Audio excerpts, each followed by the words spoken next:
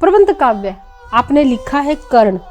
तो देव साहब, ये सबसे पहले तो हमें ये बताइए कि ये प्रबंध काव्य क्या होता है। प्रबंध काव्य में क्या होता है, किसी कथा का सूत्र लेकर जी उस कथा का यानी कहानी को पूरा उसका चित्रण करना कविता के माध्यम से, जी, तो वो हमारे प्रबंध काव्यों में आता है। कर्ण के माध्यम से किस किस के चरित्र से पर्दा उठाया? मैंने साहब आचार्य द्रोणाचार्य जी हैं या कुंती माँ है, कृष्ण जी हैं या भीष्म जी, यानी जिन जिन के साथ इनका उस यात्रा में संवाद होता ना जी, मैंने उस पहलू को इसमें जोड़ने की चेष्टा की है। तेरी जननी पूछ रही होकर अधीर विकल बेटा, रोके से नहीं रुक रहा मेरी आंखों का जल बेटा।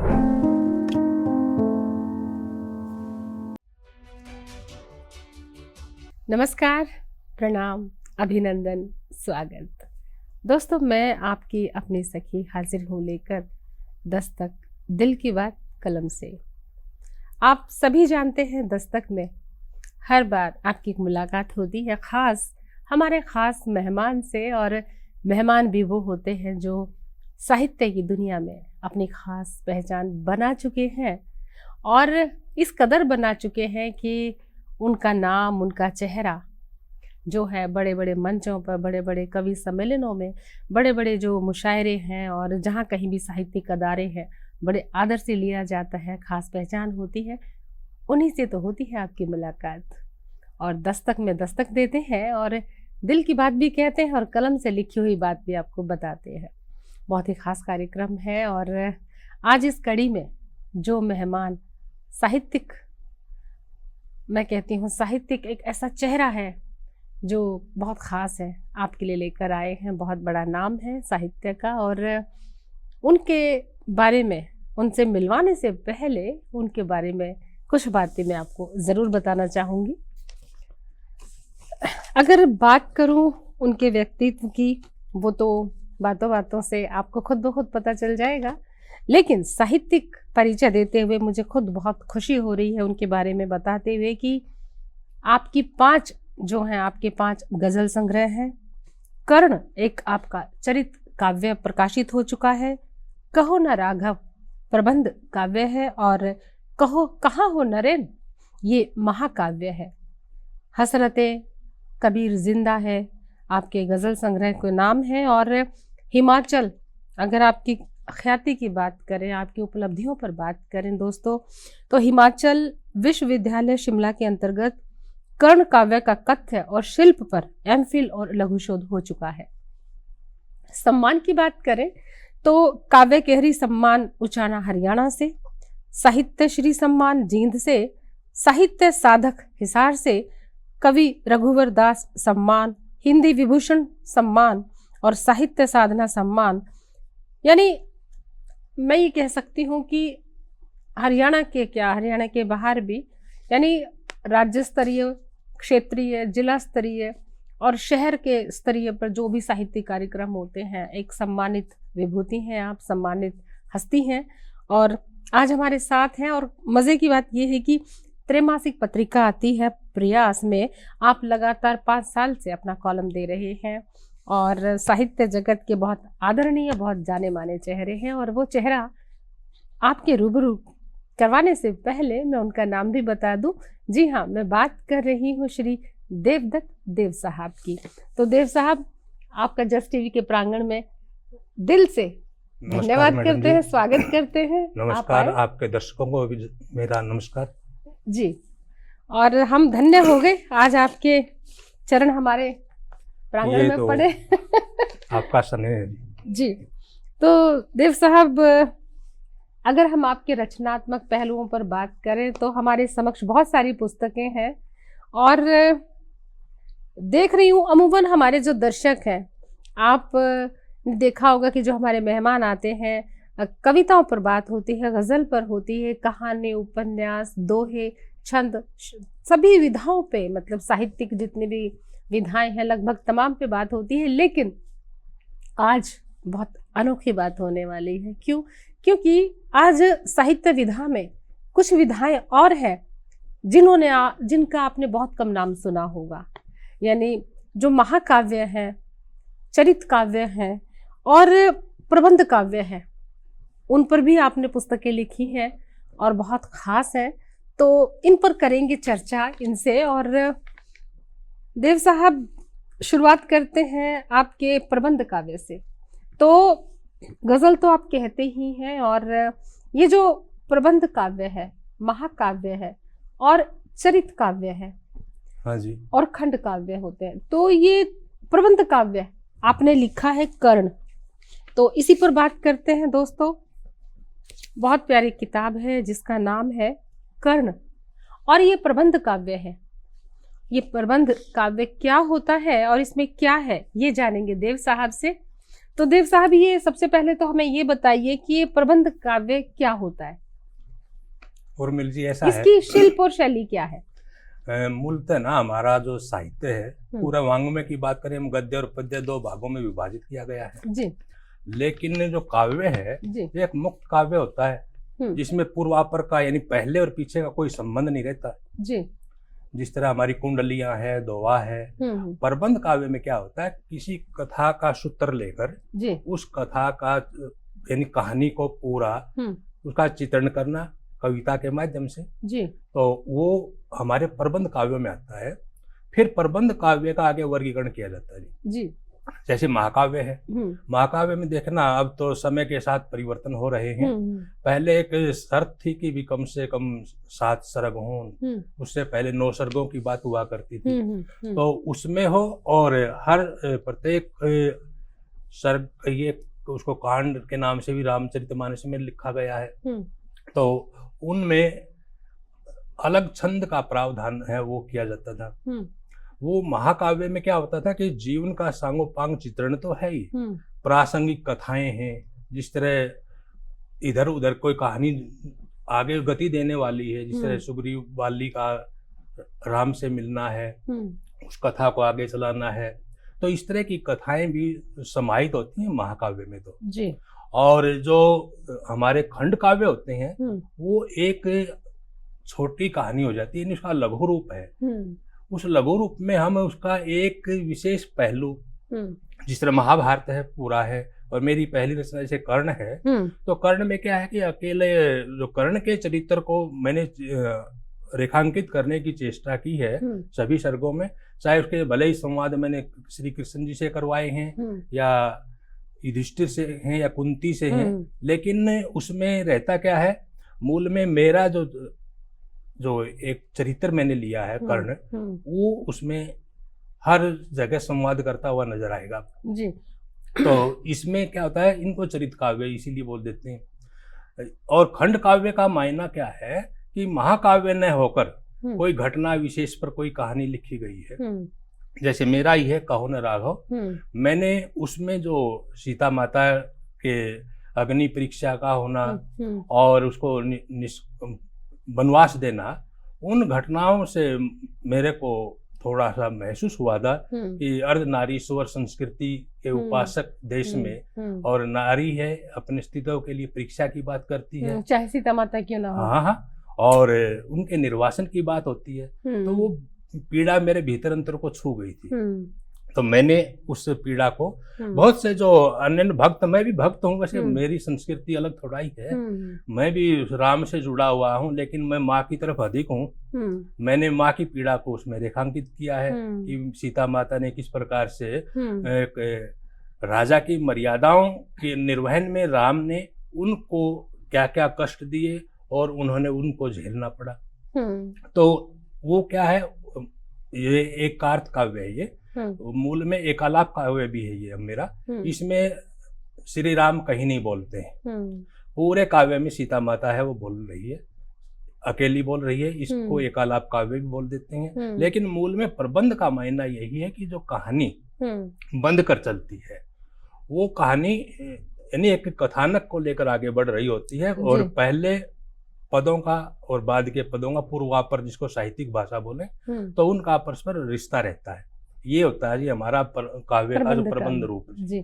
और इसका जो शिल्प है, शिल्प विधान तो देखना समय के साथ बदल गया है। अब पहले तो छंदों की अनिवार्यता थी, लेकिन ज्यों ज्यों कविता ने अपनी यात्रा आगे तय की है, तो आज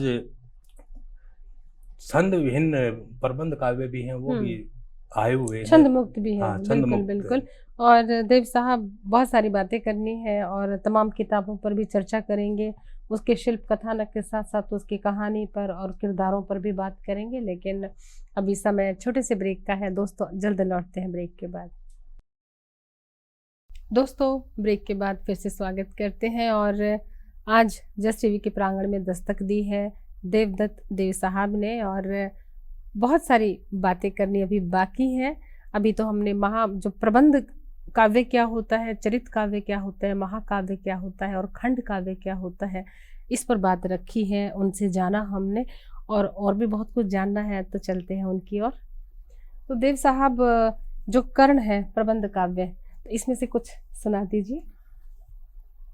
देखना जी, मैंने जो जी क्या बात है, कंठस्थ है क्या आपको? आपने बड़े तो मिल जाएगा जी। अच्छा है तो मेरी पहली रचना। अच्छा, पहले का तो याद रहता है। पहली किताब आपने ऐसा कैसे सोच लिया कि अच्छा पहले की हर बात याद रहती है? अंतर है जी, अब इस अवस्था में याद कम होता है। अच्छा, पहले की चीजें याद है। हाँ जी। अभी की चीजें याद नहीं है, तो पहला क्या क्या याद है आपको? अब जिस तरह मैंने कर्ण से पहले मेरे को, जब मैं विद्यार्थी के रूप में था, अच्छा, और मैं देखता था, मैं जब प्रभाकर कर रहा था, मैंने देखा कि रचनाकारों की कविताएं कि इस तरह का तो मैं भी लिख सकता हूँ, मेरे अंदर से एक ऐसा अनुभूति थी। तो मैंने तुकबंदियां, जिसको आज मैं अंत्यानुप्रास बोल देता हूँ साहित्यिक भाषा में, वो तुकबंदियां शुरू की थी और मैं लिखता रहा। उस समय मुझे नहीं पता था वो कविता सही बन पा रही है या नहीं बन पा रही है। शुरुआती दौर में होता ही नहीं है, स्वाभाविक है, मैं उसका अपवाद नहीं हूँ। तो फिर मैंने जो महाभारत के चरित्र थे कर्ण, इनसे मैं वैसे ही प्रभावित था। अच्छा, कर्ण से? हाँ, ये बहुत मेरी दृष्टि में कदम कदम पर ये उपेक्षा झेलने वाला किरदार रहा है, सबकी उपेक्षा झेली, सहा। तो वो चीजें मैंने इसमें देखी और उसको हमारे वर्तमान से जोड़ने की चेष्टाएं की है मैंने जी। जैसे कर्ण को प्रतियोगिता होती है, उसमें हिस्सा न लेने देना, तो उसमें मैंने लिखा था कि प्रतिभा की पहचान नहीं कैसी फुहड़ प्रणाली है, जो बैल दौड़ नहीं सकते बंधी उन्हीं के टाली है। क्या बात है, वाह। तो ये मैं आरक्षण जो है वो किसी भी युग में है, वो हमारी प्रतिभाओं का हनन करता है। क्या बात है, तकलीफ कहाँ जाके जोड़ा आपने। हाँ, तकलीफ होती है जिनको आरक्षण का लाभ होता है, वो सोचते हैं कि हमारे विरुद्ध बोल रहा है, लेकिन ये निश्चित है कि एक प्रतिभा है, उसका हनन होता है, चाहे कोई भी युग हो। हाँ, तो ये जो चीजें हैं, इन चीजों को मैंने रेखांकित किया है। और जिस तरह गुरु का जो दायित्व है मूल में क्या है, अब जैसे वो कहानी कितनी देखना, मैं पूरे वांग्मय के अंदर अब विश्लेषण तो कर नहीं रहा हूँ। एक प्रसंग आता है कि एकलव्य से अंगूठा ले लिया था, तो उस विषय में भी मैंने कर्ण के माध्यम से कहलवाया है कि मोह वश भले न जग पहचाने, परिचय पहले दे चुके हो, अर्जुन मोह के वशीभूत हो, अंगूठा एकलव्य से ले चुके हो। तो मेरा मानना ये है कि प्रतिभा है, उसको फलने फूलने का अवसर मिलना चाहिए। क्या बात है। तो फिर जब एक पड़ाव वो आता है, जब कुंती को लगता है कि अब युद्ध होगा और कर्ण है, महावीर है, कहीं मेरे बच्चों के हित हैं वो सुरक्षित ना रहे, इस आशय से पहले कृष्ण जाता है। कृष्ण उसको समझाता है कि भाई मैं भी जेल में पला बढ़ा था, तो पैदा हुआ था, लेकिन मेरी परवरिश थी वो गोकुल में जाकर हुई थी। समर्पण के लिए तैयार करते हैं उसको। वो उसको तैयार करते हैं। तो वहां पर मैंने जो कहलवाया है कर्ण के माध्यम से, या मेरा अपना जो मंतव्य रहा है, वो वहां पर कहा, केशव बड़ा ही अंतर है तेरी मेरी कहानी में, तुम्हें बचाने गोकुल भेजा मुझे बहाया पानी में। क्या बात है। तो मेरे रोंगटे खड़े हुए। तो इस तरह के मैंने पहलू उठाने की चेष्टा की है। फिर कुंती स्वयं जब जाती है कि भाई मैं आपकी माँ हूँ और मैं आपके पास एक गुहार लेकर आई हूँ, तो उसमें वो कहता है फिर भी, जीते जी बहाया पानी में, फेंकी तुमने लाश नहीं, क्यों ममता का दम भरते हो, गर माँ का हृदय पास नहीं। तो आए है तो इस तरह के मैंने ना इसको एक यूं कर्ण के सारे जवाब हैं। हाँ जी, जो भी उनसे कुछ बारी बारी हाँ आते हाँ हैं जी, मैंने सभी चरित्रों के साथ जोड़ा है, चाहे वो पिता मैं हूँ, चाहे मैंने उनको ही, क्योंकि मेरा तो चरित्र है, मेरी श्रद्धा है यहाँ। तो हस्तिनापुर की जो पंचायत है उसके निर्णय हैं, उनके विषय में भी जो बातें हैं वो है कि मन में सोच चले घर से, किस पक्ष की बातें करनी, हस्तिनापुर के पंचों की छुपी नहीं है तुमसे करनी। क्या बात है। तो ये जो चीजें हैं, यानी आज के परिप्रेक्ष्य में भी यही है, हमारी जो पंचायतें हैं या सामाजिक संगठन हैं, उनमें भी कहीं ना कहीं हम आग्रह हैं, पूर्वाग्रह हैं, उनसे बंधे हुए हैं और उसी तरह के निर्णय सुनाने के लिए तैयार रहते हैं। यानी मैंने इनको लेकर वर्तमान युग से जोड़ने की चेष्टा की है और इसके ऊपर मेरा कुरुक्षेत्र विश्वविद्यालय में कर्ण प्रबंध काव्य में युगबोध से काम भी हुआ है। होना स्वाभाविक था, तो क्योंकि बहुत अनोखा काम है।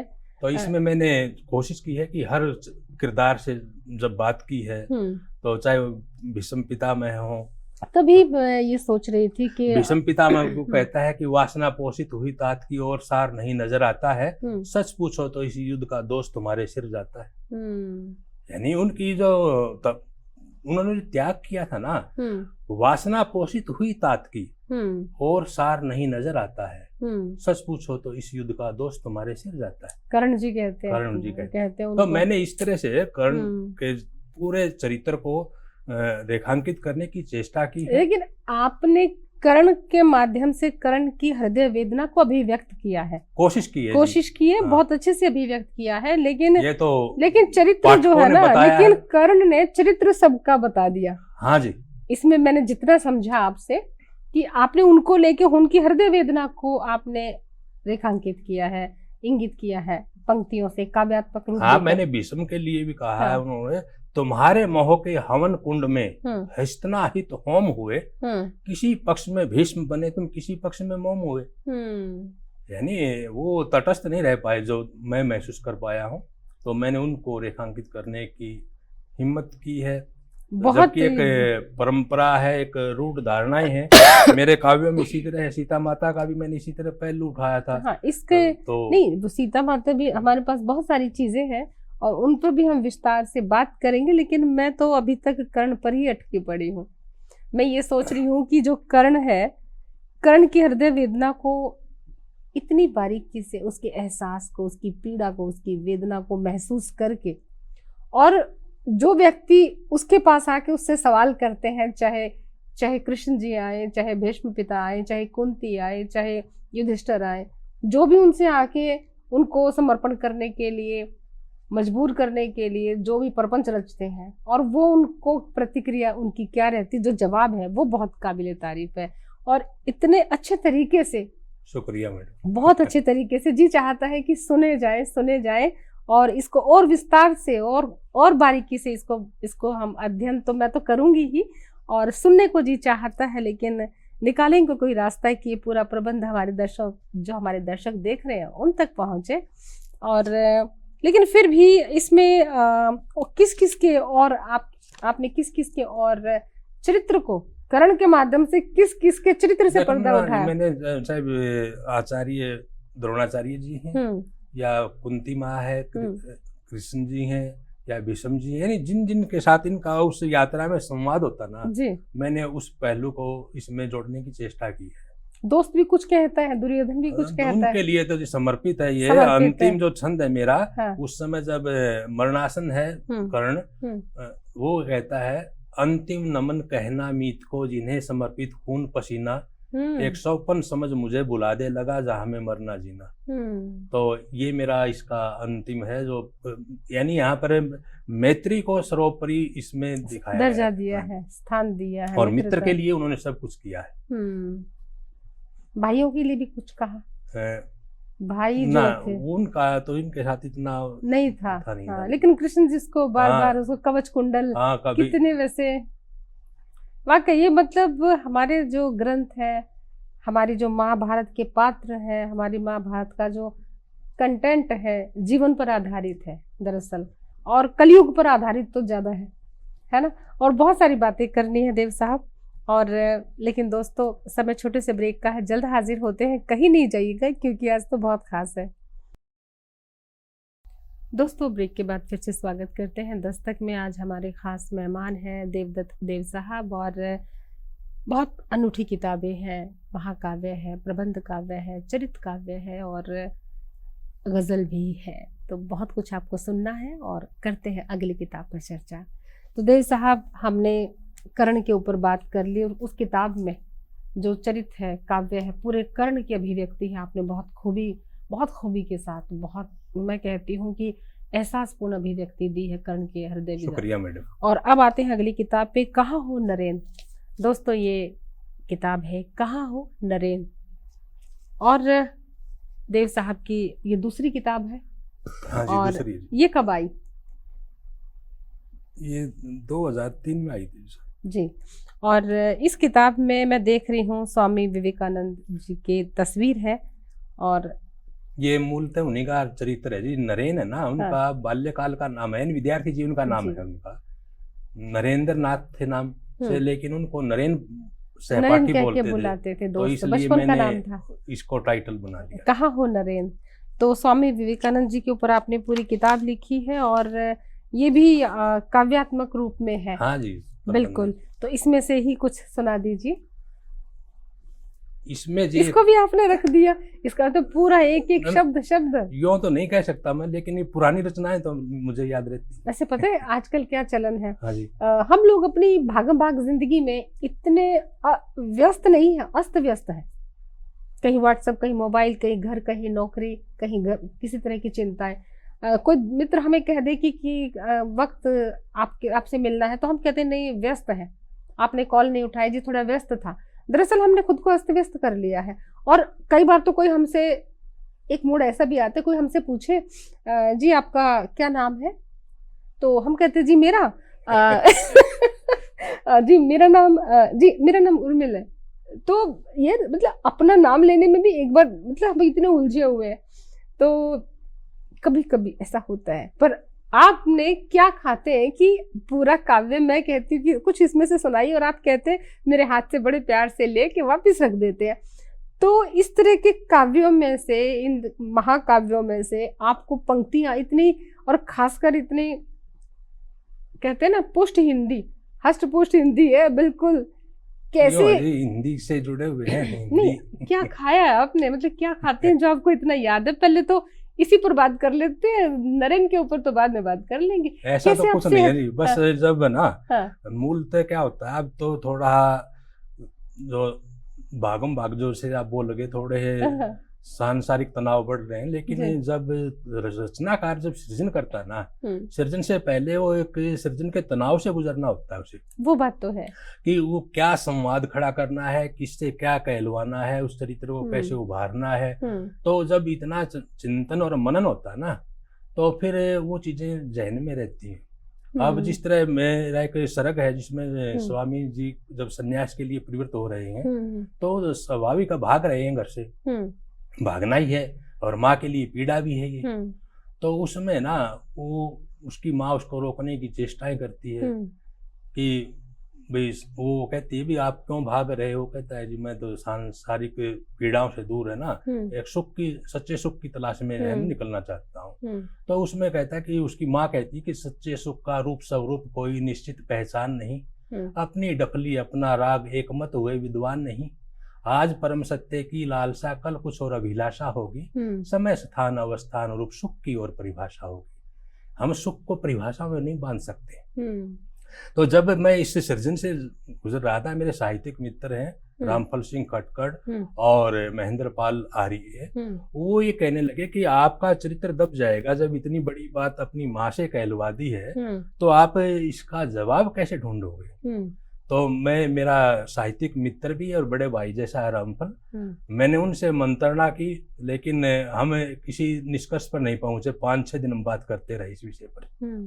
अंत है ना, क्योंकि मैं वही जो पहले बोल रहा था कि तनाव होता है सृजन का, तो रात को सौपन में ही मेरे को ना वो कविता उभर कर आ गई। क्या बात है। और चित्र बात ये थी कि मैंने उसमें कोई मात्रा तोड़नी और जोड़नी नहीं पड़ी। तो यानी वो जब जवाब देता है ना उसको है, वो कहता है अपनी माँ को, नश्वर जग की नश्वर बातें, नश्वर सब आधार यहाँ पर, सकल संबंध मिटने वाले, नश्वर ममता प्यार यहाँ पर, अपने वैभव पर इटलाते नश्वर हैं ये महल अटारी, नश्वर जग के कंधों पर नश्वरता का बोझा भारी, आना आकर चलते बनना नश्वर जग की रीत यही है, गाने वाले सब चले गए नश्वरता का गीत वही है, माँ मत रोको मुझे जाने दो, मोह का अंधकूप छोड़कर, जान गए जो जग नश्वरे चले गए वो भूप छोड़कर।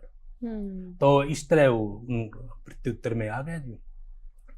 तो वो सर्ग है, पूरा ही मार्मिक सर्ग है वो। तो उसमें एक माँ है, माँ के लिए बड़ी वेदनाएं होती हैं, बेटे का जाना, बच्चा हमेशा के लिए घर छोड़ तो के। वो चीजें इसमें है। और कहो तो मैं पढ़कर सुना देता हूँ थोड़ा सा। हाँ बिल्कुल। पर आपको इतना कुछ याद है।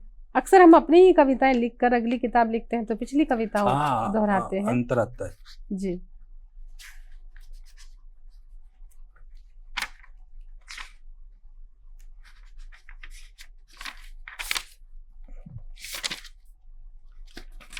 कुछ भी जो भी जहां से निकले एक मैं पेज वो जी सुनाना चाहता था जी जो जी।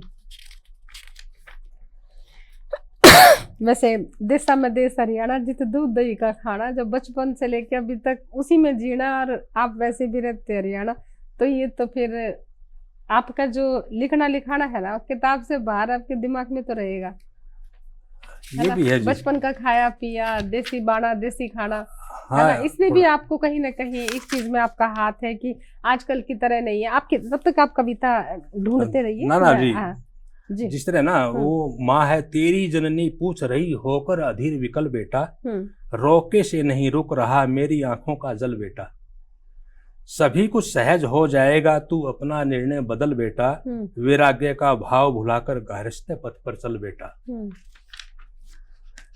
मेरा अपना ही रक्त बिंदु बन गया आज गरल बेटा, सांसारिक दुविधाओं की डगर कैसे होगी सरल बेटा, तुमने पल भर में ही वर्षों की करती साधना विफल बेटा, कौन सूद की करे कल्पना पास नहीं अगर असल बेटा। यानी जब मूलधन ही नहीं है ना, ब्याज की तरफ कौन देखेगा।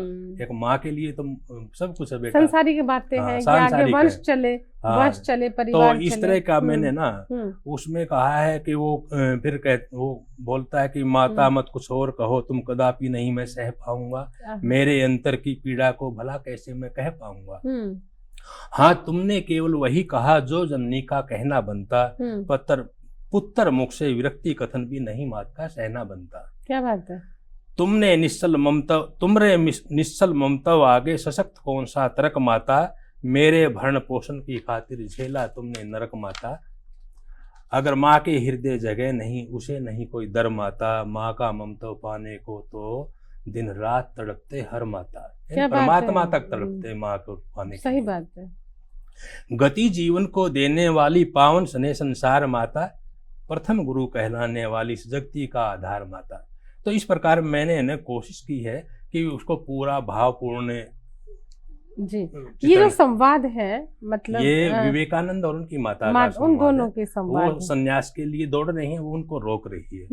तो इस पर जो एक माँ बेटे का है वो है, कभी माँ तो कभी बेटा बोलता, घर में ऐसा माहौल होता है, सन्नाटा भी आता है, कभी माँ तो कभी बेटा बोलता, कभी हो जाते दोनों मौन, भला इस भाव बुद्धि के झगड़े में संधि पत्र लिखता कौन। सुलह की तो बात नजर नहीं आ रही थी, माँ बेटे के बीच में संवाद है। तो इस तरह के मैंने पहलुओं को इसमें उठाया। और इसमें कितने पेज हैं इसके? ये लगभग 150 पृष्ठ का होगा, 150 पेज के कम से कम इसमें। बहुत खूब। और इसमें उनके बहाने से सभी जो हमारे समसामयिक पहलू उनको छूने की चेष्टाएं की गई हैं जी। और मूलतः तो एक श्रद्धा भाव था, विवेकानंद का नाम जिसने हिंदू समाज ही नहीं मानवता के लिए बात की, ये जो अधूरा सत्य है ये कि इन्होंने हिंदू धर्म के उत्थान की बात की, इनका अंतिम पूरी मानवता के लिए, पूरी मानवता के लिए इन्होंने बात की है। आदमी को आदमी देखना चाहते थे, ये तो कहते थे कि सभी अपने धर्मों के प्रति कट्टर हों। यदि धर्म के प्रति कट्टरता आ जाएगी तो हिंसा तो अपने आप चली जाएगी। सही बात है, बिल्कुल सही बात है। इनका जो दर्शन है ऊंचा दर्शन था जी। बहुत खूब। और दोस्तों, कहाँ हो नरेंद्र यानी स्वामी विवेकानंद जी के पूरे जीवन पर आधारित माँ और पुत्र के बीच का संवाद बहुत खूबसूरत अभिव्यक्ति है इस काव्य में। और बहुत सारी बातें अभी करनी बाकी हैं, बहुत कुछ जानना है, गजल सुननी है, लेकिन समय छोटे से ब्रेक का है। जल्द हाजिर होते हैं दोस्तों। ब्रेक के बाद स्वागत करते हैं और देवदत्त साहब यानी देव साहब हमारे साथ बैठे हैं और बड़ी दूर से आए हैं। कितनी दूर से आए हैं ये भी आपको जल्द बताएंगे, वो खुद बताएंगे अपने बारे में। तो देव साहब, हमने कर्ण के बारे में जाना, स्वामी विवेकानंद जी के जीवन, उनके काव्य संग्रह के, उनके काव्यात्मक उनके जीवन के बारे में जान रहे हैं। बहुत खूब काव्यात्मक शैली में आपने उनके संवाद लिखे हुए हैं, पूरा महाकाव्य है। और मैंने अभी दर्शकों को बताया कि बड़ी दूर से आए हैं। तो कितनी दूर से आए हैं आप? इतना आकर दूर तो नहीं कह सकते, हम हरियाणा में ही है। नहीं, लेकिन नारनौंद गांव है। नहीं, अपने बारे में तमाम बातें बताइए, ऐसे जाने नहीं देंगे आपको। ठीक है। आपका कहाँ पे परवरिश हुई, कहाँ जन्म, कहाँ पढ़ाई लिखाई, नौकरी? गांव नारनौंद जी मेरा, वहीं मैं जन्मा पला हूँ और ग्रामीण परिवेश में ही पढ़ा हूँ। अच्छा जी। हाँ जी। और मेरे पिताजी किसानी करते थे जी। लेकिन जो शिक्षा का जो प्रभाव है, शिक्षा हमारे परिवार में आने का, उसके मूल में मैं मेरे नाना जी को श्रेय देता हूँ। अच्छा जी। हाँ जी। उन्होंने संस्कृत पाठशाला भिवानी होती थी जी, दुनीचंद की पाठशाला, आज भी चर्चा में है वो। अच्छा। वो उसके आचार्य हुआ करते थे। और मेरे मामा जी थे, वो पाली प्राकृत के विद्वान थे। जैनियों की पाठशाला विश्वविद्यालय है पाली में जी, वहाँ वो पढ़ाते थे जी। वो परिवार था, शिक्षित परिवार था जी। और मेरे पिताजी का जो परिवार था वहां पर, मेरे दादाजी का, वहां पर तो हम पूर्ण रूप से किसानी पर आश्रित थे, हमारी शिक्षा नहीं थी। तो मेरी माँ के आने के बाद हमारे घर में जो शिक्षा का माहौल है वो बना और हम सब भाई पढ़े और नौकरियों की तरफ गए।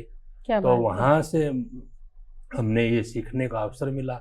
दूसरा, मेरी माँ मेरे नाना के साथ अधिक रही थी, तो ये पंचतंत्र की कहानियां वगैरह हमें बहुत सुनाती थी। तो उन्होंने भी हमारे को गढ़ने में बहुत बड़ा योगदान दिया है। यानी मैं तो यही मानता हूँ कि हमारे परिवार, जिन परिवारों में पहले शिक्षा नहीं थी, एक अक्षर का ज्ञान नहीं था जिस परिवार में, वहाँ सब बच्चे पढ़ लिख गए। तो उस और माँ से बड़ी शिक्षक तो कोई हो ही नहीं सकती। नहीं माँ से। और देखिए ना, माँ का मैं देख रही थी, आप माँ का जिक्र कर रहे थे तो थोड़े से भावुक भी हो रहे थे, है ना।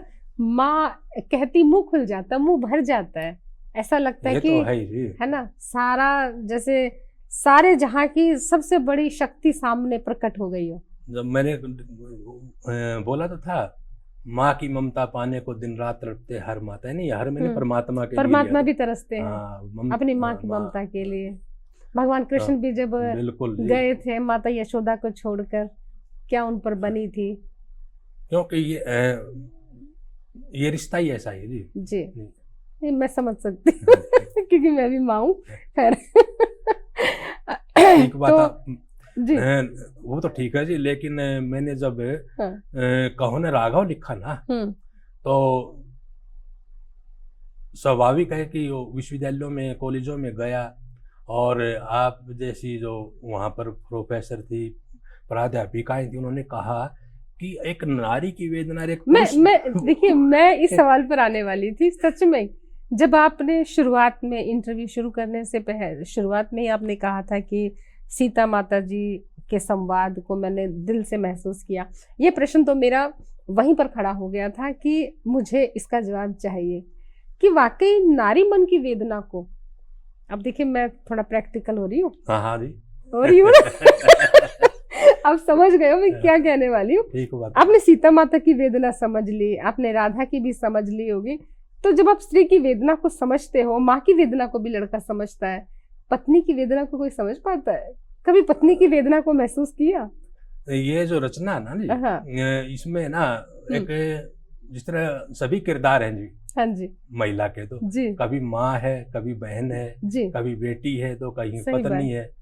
तो उस जिस परिवेश में पले बढ़े हैं जी, समाज में साहित्यकार का काम भी यही है जी। दाएं बाएं से छोटी छोटी घटनाओं को देखना, उनको आत्मसात करना, महसूस करना कि भाई आज भी बेशक से अर्धनारीश्वर संस्कृति भी हम कहते हैं, लेकिन हमारा जो समाज है आज भी पितृसत्तात्मक अवधारणा के ऊपर चालित चल रहा है। तो उसके चलते बहुत सी चीजें हैं जो सालती हैं, यानी अंतर है।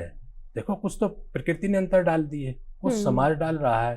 तो वो जो समाज के स्तर पर जो चीजें हैं, देखो कुदरत वाली तो कुदरती जाने। नहीं, मैं इसको बड़ा सरल, सहज, स्वाभाविक और बड़े संक्षिप्त से शब्दों में इतना सा जवाब चाहती हूँ कि पत्नी के मन के एहसास को, कोमल एहसास तंतुओं को भी, पीड़ाओं को, उनको चीजों को समझा है, मैंने रेखांकित किया है जी। हाँ, ये मुझे प्रमाण चाहिए था। ये इसमें मैं सुना दूंगा एक, क्योंकि मैं आपको बताना चाहूंगी अपने तमाम दर्शकों को कि अक्सर क्या होता है कि आपकी बात नहीं कर रही देव साहब, मैं खुद भी राइटर हूँ और हमारे आसपास बहुत राइटर, अपना सारा संपर्क सूत्र जो, बिल्कुल जी, बहुत से राइटर, बहुत अच्छे राइटर होते हैं, नारी मन की वेदनाओं को, करैक्टर की वेदनाओं को समझ लेते हैं, अपने नाटक जो नाटक लिखते हैं, कहानी लिखते हैं, उसके जो पात्र होते हैं उनकी वेदना को समझते हैं। लेकिन जो स्त्री घर में भोजन दे रही है, चाय दे रही है, संभाल रही है, उसकी वेदना को कई बार नजरअंदाज, चिंतन को क्रियात्मक रूप नहीं देते जी, आप ये कहना चाहते हैं। बिल्कुल बिल्कुल। तो ये बहुत जरूरी होता है कि आप काल्पनिक पात्र जिसको आपने देखा भी नहीं, और वो पात्र जिसको आपने सिर्फ पढ़ा है, जिया नहीं, लेकिन जो पात्र आपके साथ दिन रात जीता है, सुबह से लेकर शाम तक 24 घंटे आपके साए की तरह आपके पीछे पीछे रहता है, उस पात्र को समझना भी उतना जरूरी है जी। बहुत जरूरी मैंने है। इसमें लिखा है जी। क्या लिखा है जी? यूं शायद मेरा ध्यान नहीं है, आप सुना दूंगा। ये बहुत बड़ी बात है कि स्त्री के मन की पीड़ा को कई बार नहीं समझ पाती। कहते हैं स्त्री की दुश्मन होती है, पर स्त्री का दुश्मन पुरुष नहीं होता, ये भी सच है। आप क्या कहते हैं? यूं है जी, स्त्री की दुश्मन हो जाती है ना? ऐसा है जी, सब कुदरत ने ना सभी को अपना अपना सोचने का तौर तरीका दिया है। तो इसमें मैं एक पर्टिकुलर किसी या महिला को रेखांकित नहीं कर सकता। बहुत अच्छी महिलाएं भी हैं, बहुत अच्छे पुरुष भी हैं। तो हर जगह हर क्या बात है, यूं ऐसा नहीं है। तो बचा लिया बचाना नहीं जी, ये मैं तो जो व्यवहारिक धरातल पर जो है वो हर तरह के लोग हर तरह हैं, सभी हैं। किसी एक की वजह से हम सबको हाँ जी एक श्रेणी में नहीं कर सकते जी। वो जवाब ढूंढ रहे हैं? हाँ, वो देख रहा था जी उलझा दिया आपको। सुलझे हुए, वैसे आप पूरे जिंदगी से सुलझे हुए इंसान हैं, पर कभी कभी बातों बातों में सवालों के जवाब ऐसे होते हैं कि पहले से ही लिखे होते हैं राइटर ने, और आपके पास जवाब हाजिर है, परत दर परत वो जवाब नजदीक आ रहा है जी। बहुत खूब।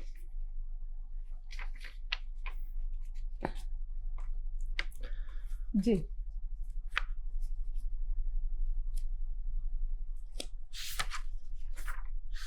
ये पत्नी के मन की वेदना आसानी से नहीं मिलने वाली किसी और की वेदना जी, प्रेमिका की वेदना होती तो पहले पेज पे होती, पत्नी की वेदना है तो ढूंढनी पड़ेगी कि कहाँ लुप्त हो गई थी।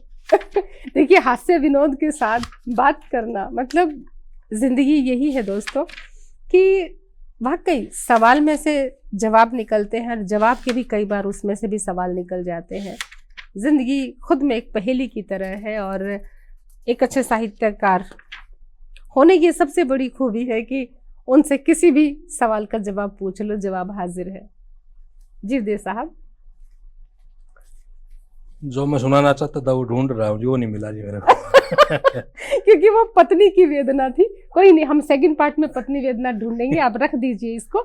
मूल में मैंने जो बता देता हूँ उसका कविता के शब्दों में, तो मैं इसमें बोलूंगा जी। मेरा उसमें आश्चर्य क्या है कि मैं थोड़ा विपरीत देखता हूँ जी संबंधों को। जैसे कि मैं माँ के संबंधों को वरीयता दे रहा हूँ ना, मेरी जो धारणा है वो इसमें पति पत्नी के संबंध ना, मैं उनको तो उससे ऊपर मानता हूँ। बहुत मतलब मैं लीक से हटकर बात कर रहा हूँ। कारण क्या होता है कि पहले हमारे वैवाहिक जो रिश्ते होते हैं वो शुरुआती दौर में सामाजिक रिश्ते होते हैं। सही बात है। सामाजिक रिश्ते के बाद हमारे शारीरिक रिश्ते हैं जी। शारीरिक रिश्तों के बाद वो नाभिकीय रिश्ते बनते हैं, यानी हमारी आत्माओं के रिश्ते हैं, आगे जाकर बनते हैं, पहले दिन नहीं बनते। पहले दिन नहीं बनते। तो ये यात्रा है जो पति पत्नी के संबंधों की यात्रा, समय के धार के साथ और अधिक धारदार प्रगाढ़ता आती है, इसमें प्रगाढ़ता आती है, प्रेम की प्रगाढ़ता। हाँ जी। और रिश्ते हैं समय के साथ शिथिल पड़ते हैं। क्या बात है, बहुत बड़ी बात। सभी रिश्तों में देख लेना आप, यहाँ तक कि हम अपने बेटा बेटी के रिश्तों में भी उदासीनता आ जाएगी। हाँ। बढ़ती उम्र के साथ पति पत्नी के रिश्ते प्रगाढ़ हो जाते हैं। क्या बात तो इस चीज को मैंने यहाँ रेखांकित किया है जी। वो पेज नहीं मिला, वरना नहीं मिलेगा, वो मिलेगा बिल्कुल। देखिए दोस्तों, कितनी खूबसूरत बात कही है कि बाकी के तमाम रिश्ते, देव साहब कह रहे हैं कि तमाम रिश्ते समय के साथ धीरे धीरे अपनी गति कम होते होते अपना स्वरूप बदलने लगते हैं, बिगड़ने लगते हैं और शायद भटक जाते हैं।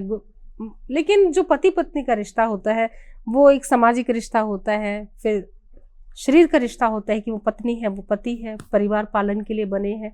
लेकिन धीरे धीरे वो जो दो पात्र होते हैं, दो जीवन की गृहस्थी के दोनों पहिए इतने मजबूत हो जाते हैं उस गृहस्थी के साथ चलते चलते कि उन एक के पहिया दूसरे पहिए के बिना वो गाड़ी चल ही नहीं सकती। और बहुत खूबसूरती से कहा है कि समय के साथ ये प्रगाढ़ता, ये प्रेम पति पत्नी का बढ़ता है, ना कि घटता है। बाकी रिश्तों का घट सकता है पर इसका दिन पर दिन बढ़ता है। बहुत खूबसूरत। और भगवान करे कि जो भी ये इंटरव्यू सुन रहे हैं इस बात से बिल्कुल सहमत हो और प्रगाढ़ता की ओर जाएं, प्रेम को और बढ़ाएं। इससे पर कहो न राघव में नारी विमर्श पर शोध कार्य हुआ जी कुरुक्षेत्र विश्वविद्यालय में जी, इस पर भी हुआ है। इस पर भी हम बहुत सारी बातें करेंगे। और देव साहब जो मैं बात उसमें रख रहा था, मेरा मकसद यही था सीता माता के बहाने से, क्योंकि आज सामाजिक ताना बाना है, बिखराव पर है, दाम्पत्य है उसमें रुगणता आ गई है, उसमें बिखराव हो गया। तो वो ज्यादा है। मेरा पहलू ये था कि हम इन संबंधों को समझें और समाज की महत्वपूर्ण इकाई है समाज कहाँ से, यानी हमारी यात्राएं व्यष्टि समष्टि की ओर जाती हैं। बिल्कुल बिल्कुल। यदि हम घर एक व्यक्ति ठीक हो, फिर परिवार ठीक हो, तब समाज ठीक होगा जी। सही बात है। तो इसलिए पति पत्नी के संबंध सही होंगे तो बच्चों के ऊपर प्रभाव सही होगा, समाज में अच्छा संदेश जाएगा। सही बात। तो ये बिखराव आज है, बड़ी पीड़ादायक संबंधों की वजह से पहलू है ये हमारे समाज में। आज नई शादियां होती हैं और देखते ही देखते बिखराव आ रहा है जी। बिल्कुल समाज के लिए चिंता का विषय है और उसको लेकर। लेकिन देव साहब, मुझे लगता है कि चिंता की हमें कोई जरूरत नहीं। जब आप जैसी हस्ती, आप जैसे शख्सियत, आप जैसे लेखक इस तरह का लेखन लिखते रहेंगे तो मुझे लगता है कि विचारधारा में कोई बदलाव आना भी चाहेगा तो पुस्तकें पढ़ के, आपके इंटरव्यू देख के ना, लोग फिर इस चीज से सहमत होकर ही रहेंगे। और देखो, साहित्यकार का तो लोक हिताय और स्वांत सुखाय उद्देश्य होता है। कौन कितना सब लेता है, सीखता है, वो श्रोता पर और पाठक पर निर्भर करता है जी, और हमारे दर्शकों पर भी निर्भर करता है। दोस्तों, आज देव साहब हमारे जस्ट टीवी के प्रांगण में आए और बहुत सी बातें साझा करी, बहुत से तमाम ज्ञानवर्धक बातें भी करी, थोड़ा हंसी मजाक भी किया और बहुत कुछ उनके बारे में जाना है और जानेंगे। और बहुत कुछ अभी इनकी किताबों पे चर्चा बाकी है, लेकिन बहुत जल्द एक मुलाकात और होगी। अब मुझे और जो है देवदत्त साहब यानी देव साहब को और मुझे, हम दोनों को दीजिए अनुमति। प्रणाम। नमस्कार।